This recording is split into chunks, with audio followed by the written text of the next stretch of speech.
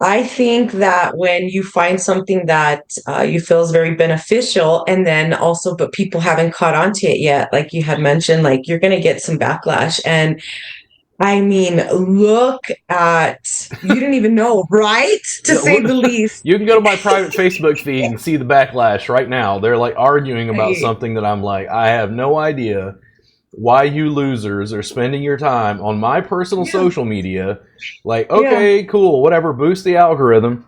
I talk about polarization and they're like, well, this is horrible. We don't like this. And I'm like, no, this marketing is perfect because I know who not to have in my classes. yeah, And they're like, yeah, like they've never heard a massage educator talk like that. Everybody yeah. in the massage industry is so polite and so loving and healing and wants to help everybody. And I go, I don't like you motherfuckers. Go away. Get out of here. Get out of my class. And nobody can understand that. They're just like, Yeah. what? That is so rude. And I'm like, without being overly offensive, they're anti-science, anti-vaxxers, leaning on tradition. They want to talk about chakras or Right, something that doesn't right, resonate with me specifically in the way in which they're discussing it, if I can tone it down a bit. But right, it's like, not everybody is my client, not everybody is my student. I'm never told that what I do is ineffective. I keep being told that it's not massage, mainly by the massage industry, and that leads to a bunch of other issues. right. All I'm doing is looking at an industry and say, hey, I've got an idea. I've been working 20 years. I have absolutely no hand pain. I reduce clients' pain from like a 7 to a 2 on a pain scale. Yeah. Why don't we work on a mat? And they're like, no, absolutely not. Absolutely not. I'm like, it's not taught schools, not allowed in facilities. It's banned, basically.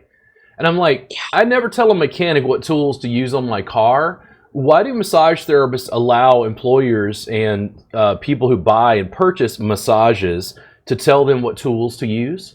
And they're like, no, Exactly. the table's completely ineffective. And I'm like, good. I'm glad that your 1 day's training beats my 20 years experience. Like, you Right, guys, well, I use Thai massage and blew out my knees. I'm like, cool. I'm told that what I teach isn't Thai massage. It's like, right. good Lord. The the Uh, the change is working on a mat. Do you know how controversial that is?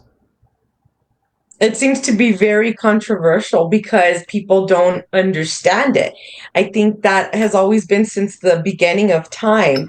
People will always put resistance against something that they have not been able to see out of the box. But we know since the beginning of time, it's for people who think outside of the box. That's how we evolve. I mean, we know that. So something that's so traditional to someone, another person takes that and it looks at it in a different perspective, a different angle. What can I do differently here? Yeah. And some people just do not like change. We know that. I Especially with age. For some reason, the older we get, the harder it is to change our thoughts, our perspective, and what we believe is what's right and, politically correct, yeah. you know? I mean, to me, this spot becomes undebatable. If I would go, listen, do you want to do more laundry or less? Well, less. Less. Mat work. Do you want to spend Yeah. more on oils and creams or less? And they're like, well, less. I'm like, Less. mat work. And they're like, I'm like, do you want to work Oh, harder or less? And they're like, well, less. I'm like, mat work. And they're like, yeah. do you want to make more money or less? And they're like, well, I want to make more. I'm like, mat work. And they're like, no, that's not. I'm like, yes, I'm not going to fucking argue with it. Yeah. Like, listen, Exactly. I can sit down and debate you. It's never going to change your opinion. I'm a philosophy student. I will ram you into the fucking ground if we have a Yeah. debate. I can Yeah. go back and forth and you're going to go, no, your specific practice is an anomaly. And I go, yeah, I'm fucked up, okay? I'm weird. I'm different. I did this crazy mat thing. I'm telling you, I was developing fucking carpal tunnel working on a goddamn table. There is Yeah. no Yeah. reason, and this was the post. It was a simple graphic I made in Canva on my phone while I was working Yeah. on a client. Figure that shit out. And the whole deal was, I said, people will spend thousands of dollars to attempt to solve a problem they could solve I with an saw it. $80 mat. I And saw the that whole post and I industry thought is it was like, no, awesome. no, I did Thai massage and it blew out my knees. And I'm like, like, cool. Yeah. I don't think you've studied with me, but great. Like, I kept being told what I do isn't Thai. The challenge has been, from a business perspective, massage therapists do, and this is why the conversation is interesting. In my opinion, they think in terms of brick and mortar. If there is no brick and mortar, they do not believe it is a viable business. They say, Right. well, you should have a school. And I'm like, I have a school. It's on the internet. No, like a real school. And I'm like, no, absolutely not. I'm not interested in massage licensure. I'm not interested Right. in getting students through the Right. basics to get a massage license. I have no Yep. interest in that at all. And they're like, oh. The deal is, brick and mortar to massage therapists is proof of concept. If you are good, you make enough money to glean money off of massage therapists, and become the evil capitalist who makes 50 to 60% off of them. I'm like, listen, like, you don't even like me as a teacher. Do you know how I'd be as a boss and a manager? I can barely make it through my own podcast. It's so bad. The challenge is running a facility like you do. There's a lot of other issues. So how do you deal with scheduling software? So scheduling software, that one is it's an online one, and I hardly have to do too much, but the scheduling software could be tricky, you know. I had to, yeah, I'm not gonna lie about that. Not only that, but there goes more into it than just having a good scheduling system. What it offers and what it entails, you know, Yeah. and the protection of my clients' information. You know, and You got to change the air filter for the AC system. It was a brutal summer. The AC crapped out. The bathroom overflowed. It's got to have, like, there's all this other management stuff that has to happen that has nothing to do with body work. Right. That I personally had no desire to get involved in. I was like, I decided to run a digital business and scale it out as big, as broad, as far as I could, and maintain my little studio. Yeah. And it's worked, but the thing is, too, it's like my practice is a bit of an anomaly, and I think that's why my opinions are so ill received, because they can't believe that I've come to conclusions that are completely contrary to the foundation of their industry. I literally walk into a table-based room, push the table over, and go, cool, let's put down a mat and build a real business. And they're like, what?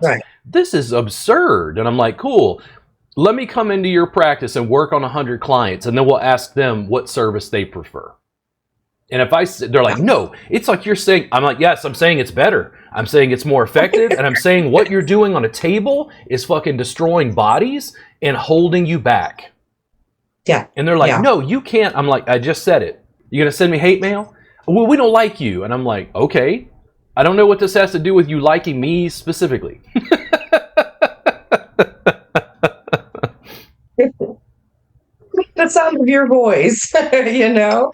Good Lord. But I think, you know, there has always been a base or boundary set in place for those of us who, like me, I'm going to use myself as an example. I'm kind of those people that needs something to start off on. I'm not like, oh, just completely jumping into something black slate. So I think this table was placed there as a boundary in the sense where us to have a sense to understand. So massage tables were invented for us to place the client in, because where else would we put them, right? So those are, you know, little things that they put for us, people like me who don't know any better or can't think outside of the box. But they weren't meant to stay as a law. Having a massage table is not law.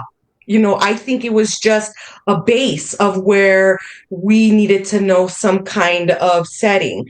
Now, where does it say in the law that you have to use a massage table? Well, now, if our client does it? No. So a therapist, I can't remember how this happened, but I think it was on my business page on Facebook. A therapist screenshotted a piece of a law in the county that she's in California, and mat work was not allowed.